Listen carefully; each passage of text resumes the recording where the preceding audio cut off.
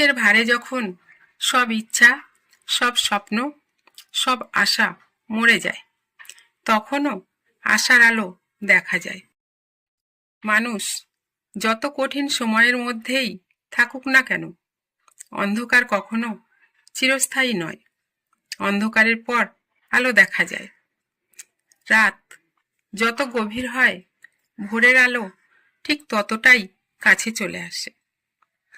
জীবন থেমে আছে বলে মনে হলেও বাস্তবে সামনে যাওয়ার প্রস্তুতি অবশ্যই আছে।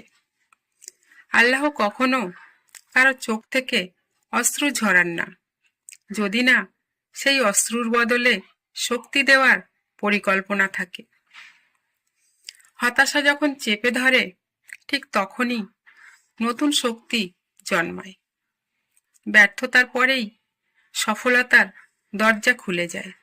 ট্রাফিক জ্যামে দাঁড়িয়ে থাকা গাড়িগুলো একসময় ঠিক চলা শুরু করে, তেমনি থেমে থাকা জীবনের গতি একসময় ঠিক ফিরে আসে।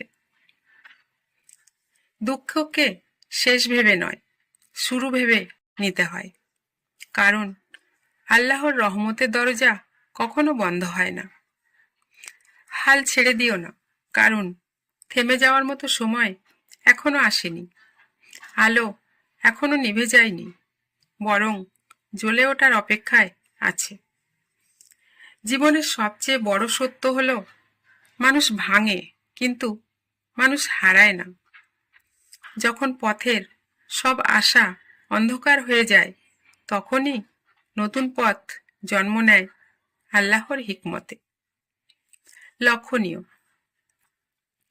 জীবনের প্রতিটি দুঃখ, প্রতিটি ব্যর্থতা, প্রতিটি কষ্টের মুহূর্ত আসলে কিছু শেখানোর জন্যই আসে।